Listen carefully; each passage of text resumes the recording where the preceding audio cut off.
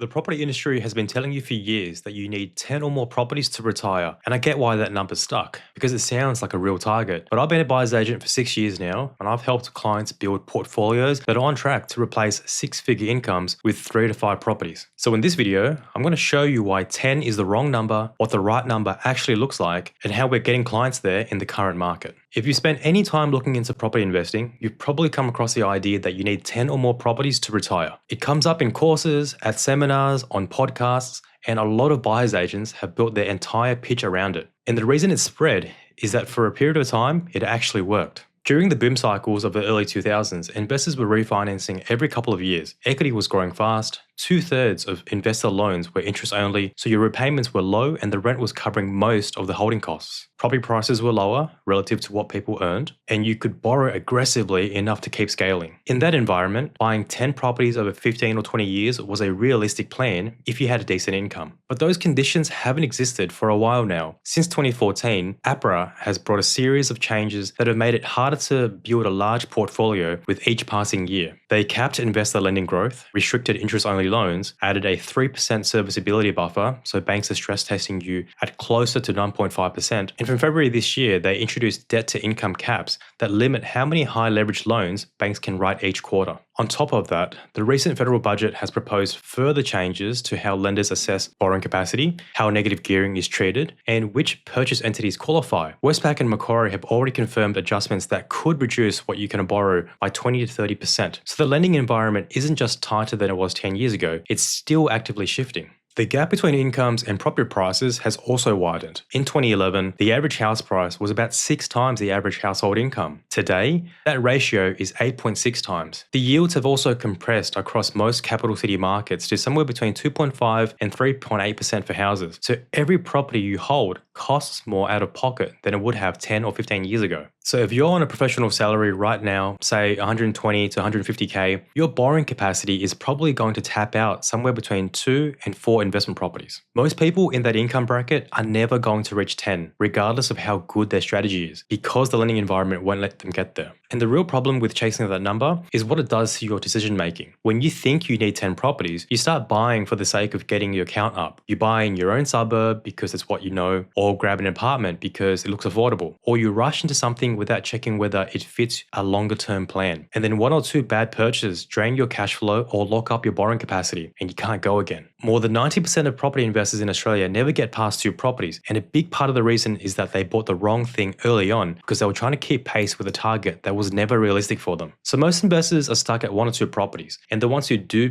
try to push past that often stall out because the first purchase wasn't part of a bigger plan. I had a client called Jason who came to me after 5 years of feeling stuck. He bought 2 properties in outer Melbourne, both heavily negatively geared. The properties have not grown, he had no borrowing capacity left, and no idea what his next move should be. And Jason's situation is common. The industry tells you to buy, and then it tells you to buy again, but nobody sits down with you and works out what you actually need those properties to produce. So you end up collecting properties instead of building an income. The question I ask every client before we look at a single property is, what do you actually want your portfolio to do for you, and by when? Because once you answer that, the whole approach changes. You stop thinking about how many properties you need, you start thinking about how much income you need. Most of the clients I work with are targeting somewhere between 100K and 200K a year in inflation-adjusted net passive income. They want to be able to reduce their hours, cover their kids' school fees, travel, and not have to rely on a salary to keep everything running. So when you work backwards from that number, the maths is more straightforward than people expect. A well-selected investment property held long-term in a strong market with the debt managed down over time can contribute roughly 25K to 35K a year in net income. That factors rent, expenses, taxes, and either reduced or cleared debt. If your target is 100K a year, you need 3 to 4 properties to get there. If you're aiming for 150K plus, maybe 4 to 5. We're working off growth rates and yields that hold up in normal conditions. Nothing requires a boom to make the numbers work. We model all of our client forecasts on a 5% compound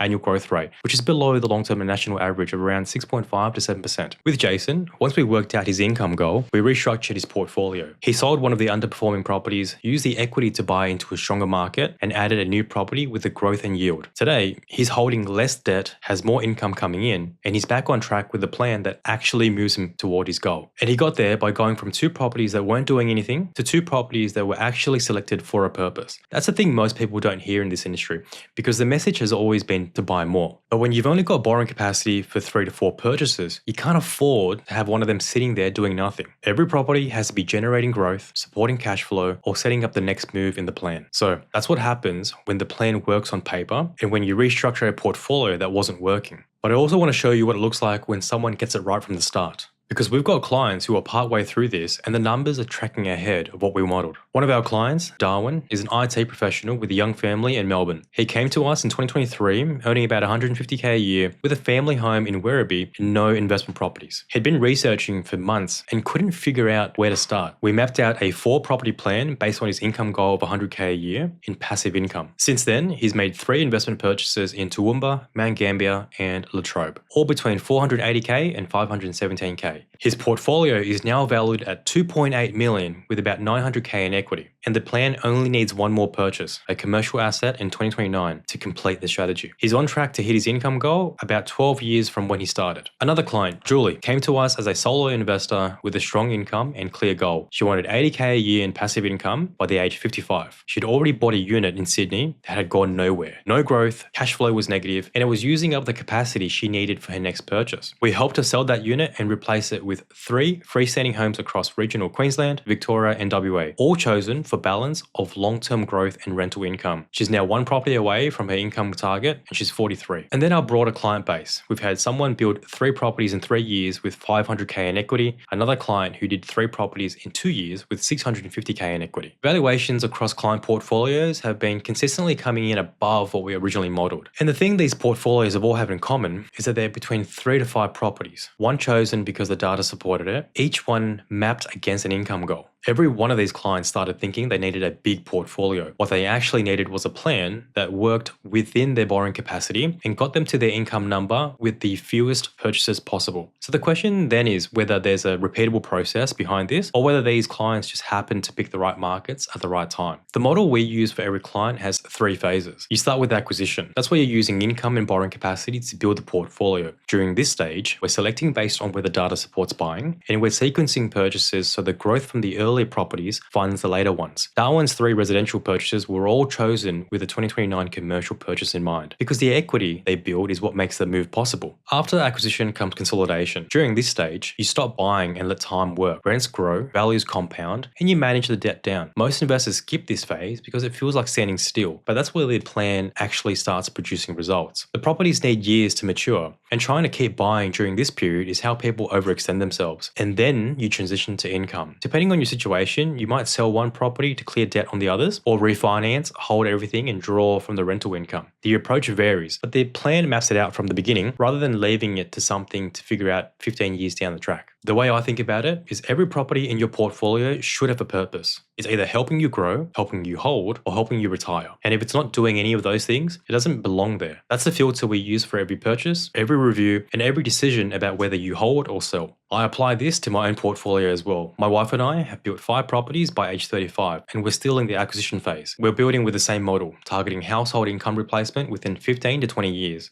And every property we hold has a defined role in that plan. The whole model is designed around reaching your income goal with the fewest purchases possible. Fewer properties means less debt and lower holding costs. And it means a plan you can sustain for 10 to 15 years without it taking over your life. That's what we call the modern investor method. If you want us to map out what this looks like for your situation, there's a link in the description to book a strategy session. We'll go through your borrowing capacity, your goals, what's actually realistic for your timeline, because no 2 plans look the same. And it's a conversation worth having before you buy anything.